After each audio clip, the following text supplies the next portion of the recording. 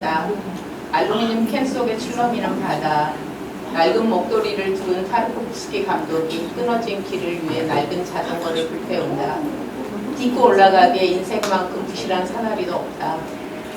많은 침묵을 풀어 물 위에 내려온 사람들이 바다를 빠져나간다.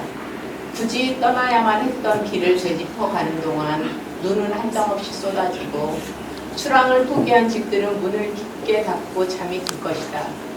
빈 탈의실이 문도 없이 떨고 서 있다. 푸른 빛이 파라솔을 끓여 넣은 옆구리에 한 사내가 오줌을 눈다. 내가 그만 바다와 저 비굴한 기다림과 이 추위 속에서 길을 잃을 것만 같다. 빈 캔을 주머니에 넣고 운동화를 털면 병든 시계 바늘이 쏟아진다. 엇갈린 바늘처럼 비명을 지르는 시계가 발바닥에 보인다. 제때 제 곳으로 가지 못하는 발을 위해 나는 발목을 불태워버린다. 거대한 냉기가 모래를 헤치고 엎드려 손을 내민다. 조금 더 내리고 말 눈이 아니다. 바다 가마우지가 바다를 통째로 삼키고 올라온다. 올라오지 않는다. 바다가 큰 손으로 나를 붙여서 친다. 이건 이제 제가 97년도에 간포 바다, 겨울 바다에 갔을 때 어떤 시인데요. 이런 시를 그렇게 많이 어려운 시는 아니에요. 중간중간 뭐 이해가 가고 전체적인 그림이 그려지고 공감도 되고 한 시지만 이제 우리 부모님이 보기에는 왜 이런 걸 썼을까? 이게 뭘 위해서 썼을까? 이런 이제 생각을 하시게 되는 거죠. 그래서 이제 이런 시들이 대체로 제 첫 번째 시집에, 이 다음에 4편의 시들은 아직 시집에 들어가지 않은 시들입니다. 그 중에서 이제 제가 굉장히 좋아하는 도화는 그 어느 나라 수도인지 아시죠? 축구 잘하는 도화라는 도시 이름이에요. 도화는. 그래서 제가 로마에 가는 길에 제일 싼 티켓을 샀거든요. 11월에. 그때 왕복 115만 원이었어요. 로마까지. 얼마나 싸요. 근데 그 대신 도하에서 10시간 경유를 해야 됐어요. 그리고 도하에서 이제 카타르의 수도가 도하인데 도하에서 이제 밖으로 10시간 동안 나가서 다닐 수 있었어요. 공항에 있지 않고 다행히. 그래서 거기 이제 그 공항에서 조금 더 가는 곳에 도하의 전통 도매시장이 있었는데 거기 가니까 또 카페가, 그래서 모로코 여자들이, 난 세상에 그렇게 이쁜 여자들이 그렇게 많은 거 처음 봤어요. 너무 이쁜 거예요. 까만 히잡을 입고 다 앉아 있는데, 그러니까 히잡을 입었지 정말 현대 여성들이고 정말 미인들이고 눈을 뗄 수가 없었는데, 거기서 이렇게 여기서 후카라는 것은 물담배를 말합니다. 물담배 그 기구도 굉장히 예뻐요. 길어가지고. 그래서 다들 물담배를 피우면서 이렇게 앉아 있었어요. 그래서 그걸 보고 이제 그 여행을 마치고 와서 제가 이 시를 썼는데요. 눈으로 이렇게 쭉 읽어보세요.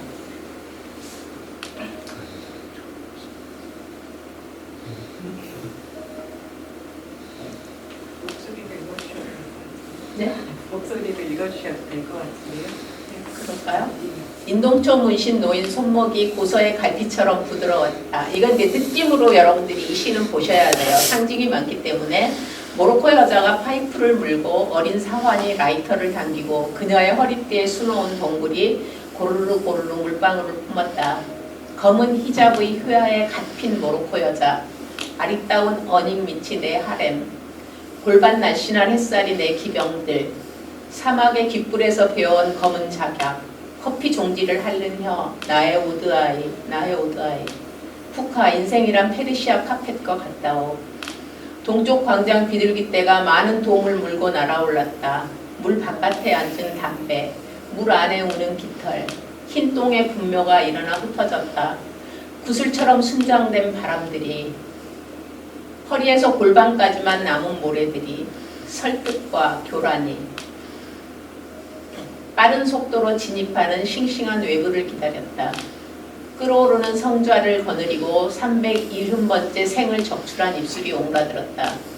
우주목 수피를 먹는 벌레는 아무것도 보지 않는 눈동자, 윗도리 주머니에 손 찔러 넣은 시럽의 채 위로 내 후궁의 연기는 깊고, 깊은 여자들이 코발트빛 허리띠를 풀어 던지니 전전긍긍 절개된 사고로 바다가 밀려왔다. 푸파 하늘은 은저울 닦아 바다의 심장을 개량할 뿐이라오. 염소 가죽 텐트 치고 변소를 파고 방석을 깔고 앉았다. 기다렸다. 사철 편서풍 부는 땅이 등에서 떨어질 때를, 뜨거운 금방 모래 한 줌 등에 비벼줄 때를, 모래는 소나기에서 식어만 가는 세상의 도화를 보았다. 여기까지인데 이 시는 좀 약간 그 비구상 그림 같은 시예요. 그래서 완전 추상은 아니고 반추상 정도가 되는 그림으로 치면, 그래서 이제 읽는 분들이 이렇게 여러 번 읽으면서 그 느낌을 자기 안으로 받아들이는 것이고, 이 시를 이때 이 여행이 제가 그 강정 그 너랑 나랑 평화랑 그 동화를 이제 부암동에다 작업실 얻어놓고 석 달 동안 일주일에 한 번씩 오마이뉴스에다 연재를 했어요. 그래서 석 달 동안 그 연재 마치고 이제 여행을 갔었을 때였어요. 그리고 이제 시신기증인데, 이건 우리 시어머니가 시신기증을 하셨거든요. 돌아가시고. 근데 그때 어머니가 주일날 아침에 교회를 가셨는데 교회에서 예배 마치자마자 돌아가셔가지고 굉장히 저희로서는 허망한, 실감이 안 나는 그런 상황이었는데, 시신기증이라는 시로 제가, 그리고 이제 시신기증을 하니까 사흘 동안 빈소에 있다가 그냥 장례도 안 치르고 그냥 집으로 그냥 오는 거예요. 근데 그 허망함이랄까요? 그런 것들을 이제 제가 그 운전을 혼자 하고 오면서 이제 느꼈죠. 어머니를 해부 앞 교실 냉동고에 두고 왔다. 자동차를 타고 빠르게 왔다. 머지않은 곳마다 신호등은 그 눈이 선지적으로 붉었다. 날이 뜨거웠다. 선글라스를 꺼냈었다. 대학 앞 버즘나무들이 푸푸적처럼 푸르고 굳세었다. 많은 자동차와 간판들 사이로 사람들이 오르내렸다. 가로세로 하늘로 걸쳐진 사다리, 천사그나 야구. 출렁거리는 허리춤에 매달려 어머니는 영사기 리모컨의 꺼진 버튼을 누르는 중이었다. 중풍에 무너진 오른팔을 늘어뜨린 채 상영되던 어머니.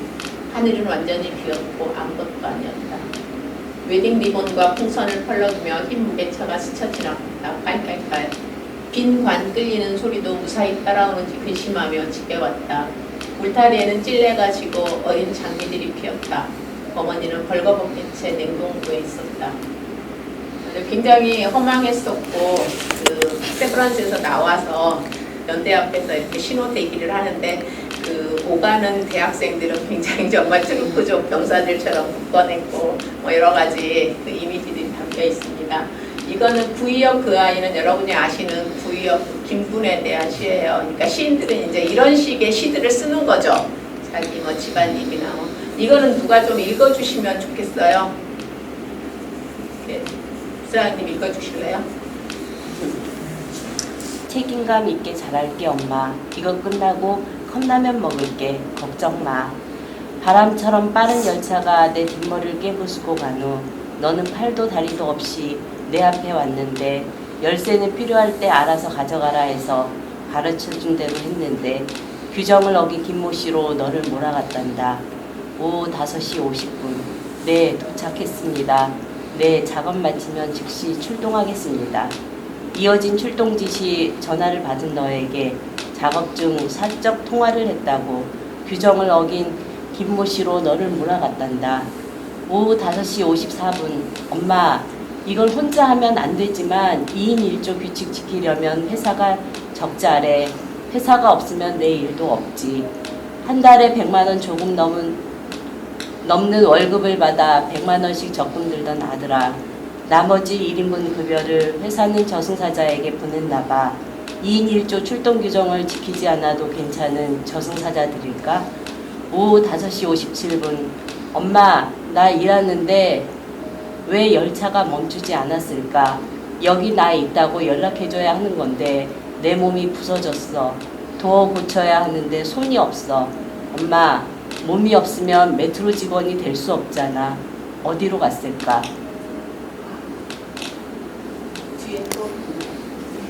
내 몸을 다시는 너를 볼 수가 없다. 멀리서 보아도 내 아들인 줄 금세 알았던 뒤통수마저 철길 어디로 흩어져 버렸단다.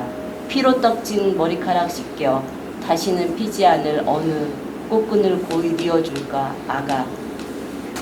뭐 달리 뭐 도와줄 일이 없잖아요. 그리고 뭔가 수정되어야 하는 사회적인 문제들에 대해서 이 시를 쓴 것이 얼만큼 도움이 될지는 모르지만 그러나 이 시 때문에 공감을 하고 그래 더 어떤 조건들이 좋아져야 된다라는 공감을 하는 사람을 한 명이라도 더 얻기 위해서 시인들은 이런 시들을 씁니다.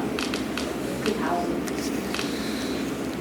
5월 21일 정도의 그 절기 중에 하나예요. 5월 21일인데 사실은 광주항쟁에서 가장 많은 희생이 된 날이 5월 21일입니다. 그래서 저는 그 망월동 갈 때마다, 그리고 또 그게 제 생일이에요, 양력으로. 그래서 갈 때마다 참 마음이 아파요. 제가 태어난 날 가장 많은 사람들이 다치거나 죽었기 때문에. 그래서 가서 보시면은 다 사망일 5월 21일이 가장 많아요. 그래서 제가 이 시를 쓰게 됐습니다. 저는 벌써 비파나무 그늘에 와 있는 걸요. 비 없는 새가 나뭇가지에 앉아 부르는 노래. 하늘은 이파리 사이에 비파 열매 두세 개 놓는 상. 아침 먹고 배고같이 삶아 너는 애견잎이 날아가 나무 그늘에 앉았다. 아가 어느 골짜기냐. 책상에 놓인 굴곡단추 하나시고 안 가본 데 없이 가봤다. 사람 묻었다고 수근거려진 자리 다녀온 날이면 힘껏 당겨 묶어서 겨드랑이 해진 빨랫줄에 피 묻은 칼을 빨아 넣었다. 많이 다쳤더냐? 성술의 끝으로 초록옷방같이 비빔 투코리아를 열무지 담은 네일을 톡 털어 넣어주던 너에게 이 열무로 지담아 저 이쁜 비파들 편에 돌려보낼까? 아, 이제는 혀 붉은 개가 나올 시간이다. 달리는 차에 새끼를 기른 개는 달리는 차를 붙들지 못하고 날마다 길을 걷다 제 신음을 적시러 온단다.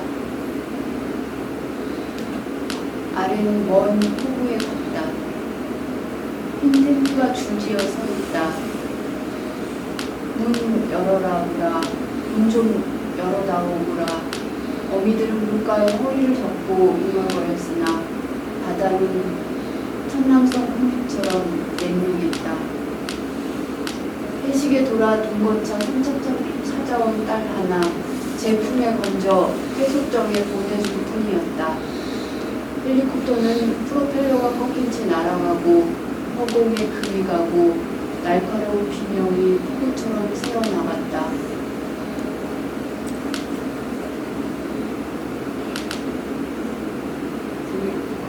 등이 아프다. 누가 내 곁에서 자기 시작했다. 돌 절구를 치고 입 다문 지 오래된 물속을 자맥질하는 잠. 해초 냄새 나는 아이들의 밤새 몸 안을 사무쳤다. 어디로 가야 너를 찾을거나.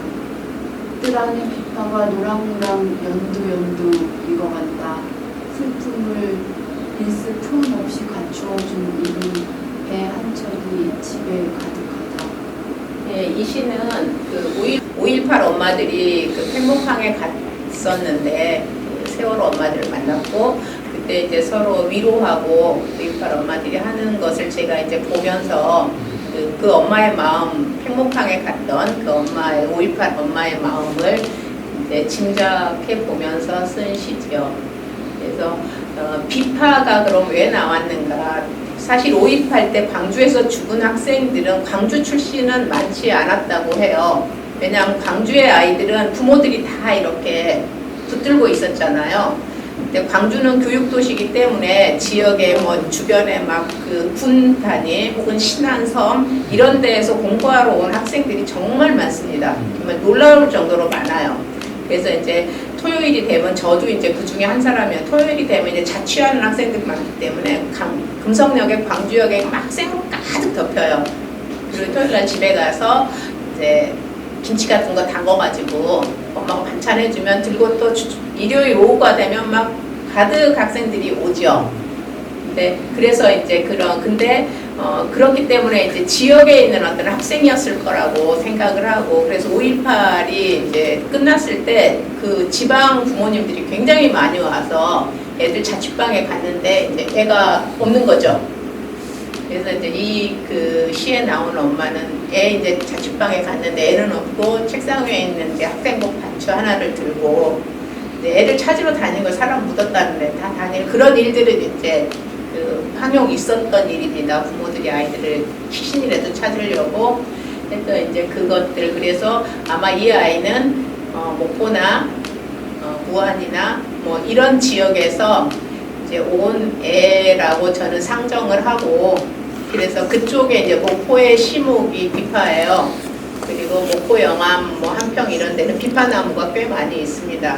굉장히 예쁜 열매인데, 그래서 이제 그것을 상정하고 이렇게 시를 썼고, 또 이 엄마가 세월호 그 홍목항에 가서 그 아픔을 같이 공감을 하는 거죠. 어디로 가야지 이 아이들을 다 찾을 수 있을 것인가라는 이제 이런 시도 시인들은 쓰고, 이제 저도 이런 것을 이제 썼습니다. 다음 시집에는 들어가겠죠. 다음에 마지막으로 이제 홍옥이, 그러니까 홍옥을 잘 사기가 어렵잖아요. 근데 어떤 분이 잠깐 이제 병원에 가기 전에 홍옥이 나왔다고 빨리 사지 않으면 안 돼서 그걸 받아가지고 남편 주려고 샀는데 결국 이제 못 먹고 이제 갔는데, 그것에 대한 시를 그냥 쓴 것입니다.